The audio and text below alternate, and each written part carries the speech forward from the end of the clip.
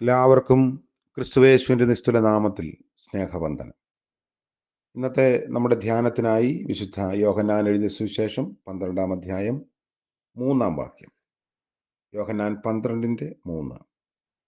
അപ്പോൾ മറിയ വിലയേറിയ സ്വച്ഛ ജഡമാംസി തൈലം ഒരു റാത്തൽ എടുത്തു യേശുവിൻ്റെ കാലിൽ പൂശി തൻ്റെ തലമുടി കൊണ്ട് കാൽ തുവർത്തി. തൈലത്തിൻ്റെ സൗരഭ്യം കൊണ്ട് വീട് നിറഞ്ഞു. കർത്താവിൻ്റെ പരിശുദ്ധ നാമം വാഴ്ത്തപ്പെടട്ടെ. പെസഹായ്ക്ക് 6 ദിവസം മുൻപേ യേശു ബഥാനിയിലേക്ക് വന്നു. ബഥാനിയിലുള്ളവർ യേശുവിന് ഒരു വിരുന്നൊരുക്കി. മത്തായിയുടെ സുവിശേഷ വിവരണമനുസരിച്ച് കുഷ്ഠരോഗിയായിരുന്ന ശീമോന്റെ ഭവനത്തിലാണ് വിരുന്ന് ഒരുക്കപ്പെട്ടത് എന്ന് കാണുന്നു. അവിടെ വച്ച് ഈ വേദഭാഗമനുസരിച്ച് ലാസറിന്റെ സഹോദരി മറിയ യേശുവിൻ്റെ കാൽക്കൽ പരിമള തൈലം ഒഴിക്കുകയും തലമുടി കൊണ്ട് തുവർത്തുകയും ചെയ്തു. ഭരണി പൊട്ടിച്ച് ഒഴിച്ച തൈലത്തിൻ്റെ സൗരഭ്യം വീട് നിറച്ചു. ഈ സംഭവം ദൈവസന്നിധിയിലുള്ള സത്യ ആരാധനയുടെ ചില ലക്ഷണങ്ങളാണ്. അതിലൊന്ന്, യേശുക്രിസ്തുവിൻ്റെ ആളത്വത്തെ ഏറ്റുപറയുന്നതും വിശ്വാസ പ്രഖ്യാപനം നടത്തുന്നതുമായിരുന്നു ഈ തൈലം പൂശൽ. അതിഥികളെ ഏതാനും തുള്ളി തൈലമൊഴിച്ച് സ്വീകരിക്കുന്ന ആചാരം യഹൂദന്മാർക്കുണ്ടായിരുന്നു. അങ്ങനെ ഒരു സ്വീകരണം യേശുവിന് ആ ഭവനത്തിൽ ലഭിച്ചില്ല. ഗുരുവും കർത്താവുമായവനെ ആദരിച്ച് അംഗീകരിക്കേണ്ടത് തൻ്റെ കടപ്പാടായി മറിയ കണ്ടെത്തിയത് കൊണ്ടാവാം ഇങ്ങനെ ചെയ്തത്. എന്നാൽ മറിയ യേശുവിൻ്റെ പാദത്തിൽ അത് കോരിച്ചൊരിയുകയാണ് ചെയ്തത്. രാജാവായും പുരോഹിതനായും പ്രവാചകനായും ഒക്കെ യേശുവിനെ പ്രഖ്യാപിക്കുന്നു. ബേത്ലഹേമിൽ പിറന്ന രാജാവിനെ കാണാൻ കിഴക്ക് നിന്ന് വന്ന വിദ്വാൻമാർ യേശുവിനെ കാഴ്ചവസ്തുക്കൾ അവൻ്റെ രാജ്യത്വത്തെയും പൗരോഹിത്യത്തെയും മനുഷ്യത്വത്തെയും സൂചിപ്പിക്കുന്നതിനനുസരിച്ചാണ് അന്ന് നൽകിയത്. പരിമള തൈലം പൂശുന്നതിലൂടെ യേശുവിൻ്റെ ആളത്വത്തെ മറിയം ബഹുമാനിച്ചു. 2, ഭരണി പൊട്ടിച്ചത് യേശുവിൻ്റെ സഹന മരണത്തിനും ശവസംസ്കാരത്തിനുമുള്ള മുൻകുറിയായി ചെയ്തു എന്ന് കർത്താവ് തന്നെ പറഞ്ഞിട്ടുണ്ട്.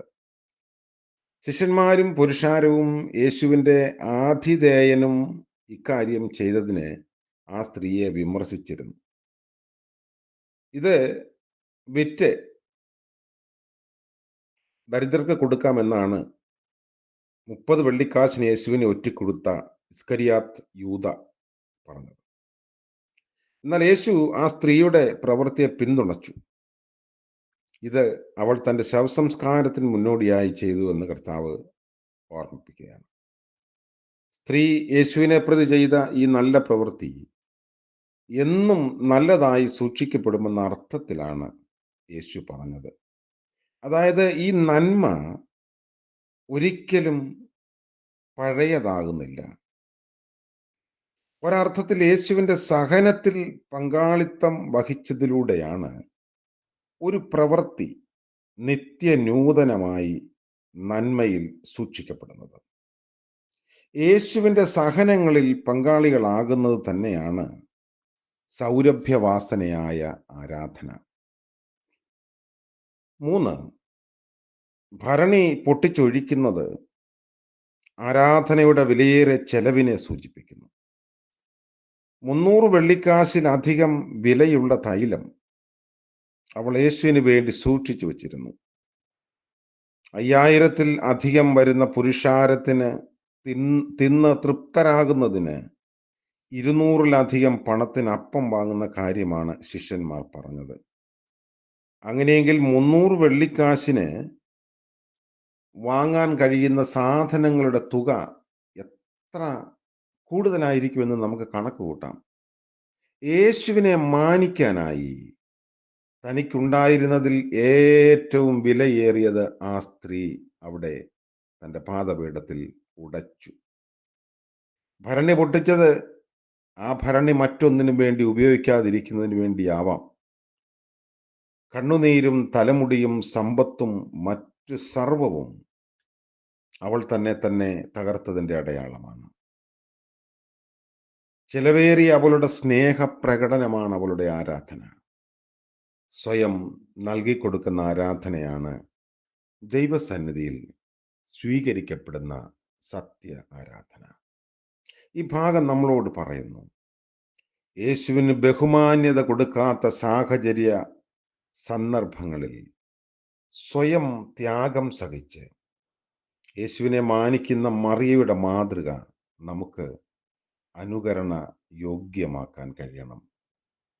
സമ്പത്തിനെയും സൗകര്യങ്ങളെയും നിത്യതയ്ക്ക് വേണ്ടി ചെലവിടാനുള്ള ഒരുക്കം നമുക്കുണ്ടാവണം. 300 വെള്ളിക്കാശിലധികം വില വരുന്ന പരിമള തൈലം യേശുവിൻ്റെ കാൽക്കൽ ഒഴിക്കുന്നത് സാമ്പത്തിക മാനദണ്ഡങ്ങൾ അനുസരിച്ച് ബുദ്ധിശൂന്യതയാണ്. എന്നാൽ നിത്യതയോളം നിത്യനൂതനമാകുന്ന സമർപ്പണമാക്കാൻ ആ സ്ത്രീക്ക് കഴിഞ്ഞതുപോലെ നമുക്കുള്ളവയെ യേശുവിൻ്റെ മഹത്വത്തിനായി ചെലവിടാൻ സാധിക്കണം. യേശുവിന് വേണ്ടി വേർതിരിക്കപ്പെട്ടവ ഒരിക്കലും പൈശാചിക ഉപയോഗത്തിൽ നൽകാതിരിക്കാനുള്ള മുൻകരുതൽ നമ്മുടെ ആത്മീയ പ്രയാണത്തിൽ ഉണ്ടാകണം. കൊണ്ടാണല്ലോ നമ്മൾ പാടുന്നത്, ദൈവപിതാവേ അങ്ങയെ ഞാൻ ആരാധിക്കുന്നു, സ്തുതിക്കുന്നു, ജീവനും എൻ്റെ സർവസ്വവും മുൻപിലണച്ച് കുമ്പിടുന്നു. പ്രാർത്ഥിക്കാം. ഞങ്ങളുടെ പ്രിയ ദൈവമേ, ഒരിക്കൽ മാത്രം ഈ ഭൂമിയെ സ്പർശിച്ച് ഞങ്ങളുടെ ജീവിതയാത്ര നടത്തുമ്പോൾ നാഥനായ അങ്ങയുടെ മുൻപിൽ പ്രണമിച്ച് നിത്യതയിൽ കണ്ടെത്തപ്പെടാൻ ഞങ്ങളെ യോഗ്യതയുള്ളവരാക്കണമേ. ആരാധനയിലൂടെ അനശ്വരത കണ്ടെത്താൻ ഞങ്ങളെ ഇടയാക്കണമേ. ഞങ്ങൾ അങ്ങയുടെ മുൻപാകെ ഞങ്ങളെ തന്നെ സമർപ്പിക്കുകയും അങ്ങയ്ക്ക് ബഹുമാന്യത കൊടുക്കുകയും ചെയ്യാൻ ലഭിക്കുന്ന എല്ലാ സാഹചര്യങ്ങളെയും ഉപയോഗിപ്പാനുള്ള കൃപ നൽകണമേ.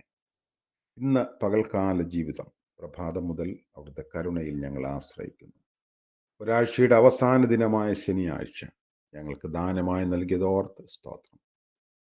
ഇന്ന് ജന്മദിനം ആഘോഷിക്കുന്ന പ്രിയപ്പെട്ടവർ, വിവാഹ വാർഷികം ആഘോഷിക്കുന്നവർ എല്ലാവരെയും ഓർത്ത് പ്രാർത്ഥിക്കുന്നു. കരുണയുടെയും നന്മയുടെയും പുതിയ അനുഭവങ്ങൾ നൽകണമേ. യേശു മശിഹ മൂലം ഞങ്ങളുടെ പ്രാർത്ഥന ദയവോടെ കേൾക്കുമാറാകണമേ. ആമേൻ. ത്രിയേക ദൈവത്തിൻ്റെ അനുഗ്രഹം കാവലും നമ്മോടുകൂടി ഇന്നും എന്നേക്കും ഉണ്ടായിരിക്കുമാറാകട്ടെ. ആമേൻ.